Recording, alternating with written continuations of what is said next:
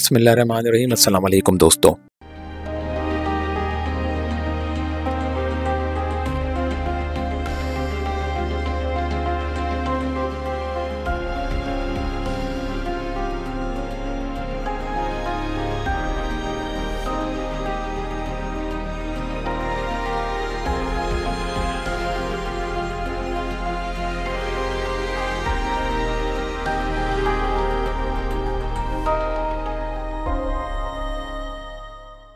दोस्तों, अगर आपको हमारी ये वीडियो पसंद आए तो हमारे चैनल को सब्सक्राइब और वीडियो को लाइक करना ना भूलिएगा।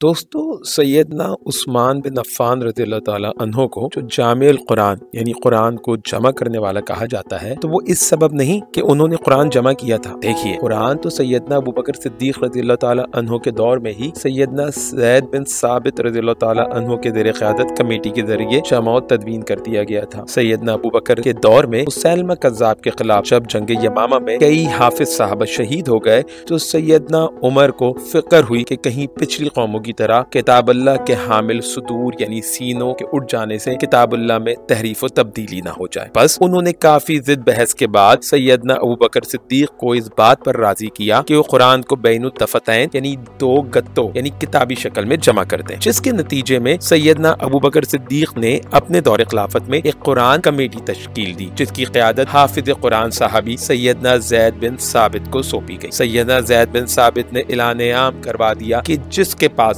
कुरान मजीद का कोई तहरीरी नुस्खा या हिस्सा मौजूद हो और उस शख्स ने वो नुस्खा या हिस्सा नबी करीम सल्लल्लाहु अलैहि वसल्लम के हुजूर पढ़ा हुआ है या फिर नबी करीम सल्लल्लाहु अलैहि वसल्लम की तिलावत से मुकाबला करके तस्हीह किया गया है, कुरान कमेटी के सामने पेश करें। इस सिलसिले में ये एहतिमाम मजीद किया गया कि हर आयत के लिए कम अज कम 2 तहरीरी सबूत होना लाजिम किया गया। यहाँ तक के इन आयात के लिए भी जो खुद सदर कमेटी यानी सैयदना ज़ैद बिन साबित को हिफ्ज़ थी। और यूं सैयदना अबू बकर सिद्दीक के दौर में 11 हिजरी के अवाखिर और 12 हिजरी के अवाइल में कुरान की जमा तदवीन मुकम्मल हुई। सैयदना ज़ैद बिन साबित के हाथों मुरतब करदा ये नुस्खा सैयदना अबू बकर सिद्दीक के इंतकाल के बाद सैयदना उमर और उनके बाद उनकी बेटी उम्मुल मोमिनीन सैयदा हफ्सा रज़ियल्लाहु ताला अन्हा के पास रहा। यहाँ तक के सैयदना उस्मान के अहद खिलाफत में आर्मीनिया और आज़रबाईजान पर लश्कर कशी के दौरान मुस्लिम फौज में इमाम और मुक्तदियों के दरमियान दौरान नमाज क़िरात में इख्तिलाफ पैदा हुआ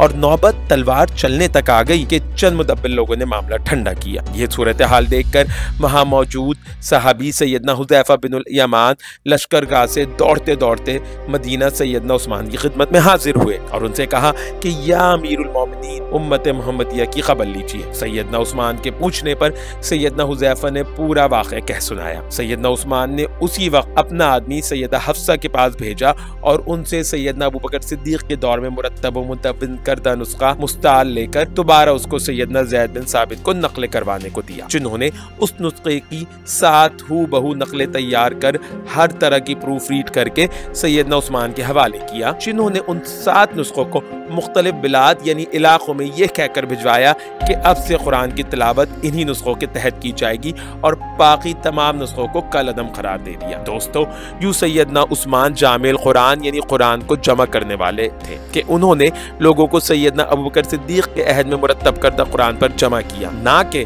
उन्होंने खुद कुरान को जमा किया। कुरान तो सैयदना अबू बकर सिद्दीक जमा कर चुके थे, बस हकीकत इस कदर है कि सैयदना उस्मान के अहद में पहले से जमा मुरत्तब कुरान मजीद की नकलें तैयार की गई। इमला यानी स्पेलिंग में कहीं कहीं तरमीम की गई, जैसे ताबूत, जैसे कि आप स्क्रीन पे देख रहे हैं, को ताबूत यानी ता मरबूता यानी ताए तानीस के साथ लिखा जाए या बड़ी ते के साथ ताबूत, तो सैयदना उस्मान ने कुरैश के लहजे पर इसको ताबूत लिखवाया। गोया लफ्ज की आवाज को नहीं बदला गया, अलबत्ता उस आवाज की इमला में कुछ फर्क किया गया। उसके बाद रिवायतों में 4 और बाद में 7 का जिक्र है कि इतनी नकलें करा के बिलाद इस्लामिया के मुख्तलिफ मराकिज़ में भिजवा दी गई कि अब कुरान के तमाम नक़ूल इन्हीं नुस्खों से तैयार की जाएं और बाकियों को मनसूख यानी कंडम कर दिया जाए। गोया सैयदना उस्मान ने तमाम मुसलमानों को एक कुरान पर जमा कर दिया और यूं वो जामिउल कुरान कहलाए, यानी सबको कुरान एक कुरान पर जमा करने वाला। दोस्तों यहाँ ये बात याद रहे कि जमहूर का मौक़िफ़ यही है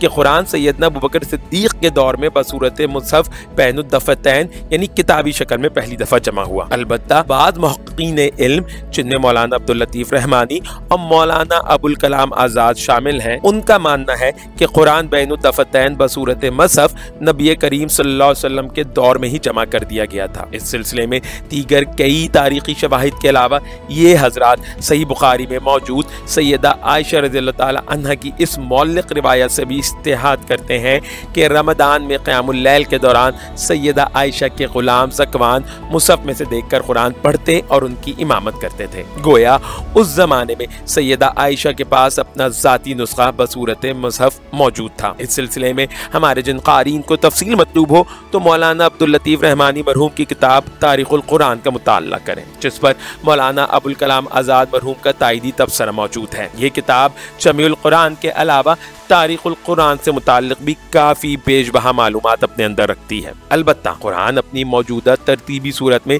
नबी करीम सल्लल्लाहु अलैहि वसल्लम के दौर में तिलावत किया जाता रहा, जिसकी बय्यन मिसाल सहीह की रिवायत है कि नबी करीम सल्लल्लाहु अलैहि वसल्लम ने अपने आखिरी साल जिब्राईल अलैहिस्सलाम की इख्तिदा में 2 मरतबा दौरा कुरान किया और ख़ुद नबी करीम सल्लल्लाहु अलैहि वसल्लम ने पूरा का पूरा कुरान मजीद 2 मरतबा लोगों को सुनाया। इन मौक़े पर कई सहाबा अपनी ज़ाती नुस्ख़ों की तस्हीह नबी करीम सल्लल्लाहु अलैहि वसल्लम की तिलावत कुरान से करते जाते। ये चीज़ अर्ज़ा कहलाती थी, जहाँ नबी करीम सल्लल्लाहु अलैहि वसल्लम तिलावत करते और सहाबा अपने पास उसको लिखते जाते और पहले से लिखे की इस्लाह करते जाते। यही असल वजह थी कि जब सैयदना अबू बकर सिद्दीक़ रज़ियल्लाहु ताला अन्हु के दौर में कुरान मौजूदा तरतीब के साथ मुदव्वन किया गया, जो नुज़ूली तरतीब के बरअक्स थी, यानी जिस तरतीब से कुरान नाज़िल हुआ था उसके बरखिलाफ थी, तो किसी सहाबी की तरफ से कोई मुखालिफाना आवाज़ ना उठी, क्योंकि तमाम सहाबा नबी करीम सल्लल्लाहु अलैहि वसल्लम की वफ़ात से कबल खुद आप सल्लल्लाहु अलैहि वसल्लम के पीछे कुरान को मुदव्विन करदा तरतीब के तहत समात फरमा चुके थे। और ये थी वो कहानी जिसके ज़रिए हमें पता चलता है कि कुरान किस तरह से तरतीब दिया गया, किस तरह से मुदव्वन किया गया।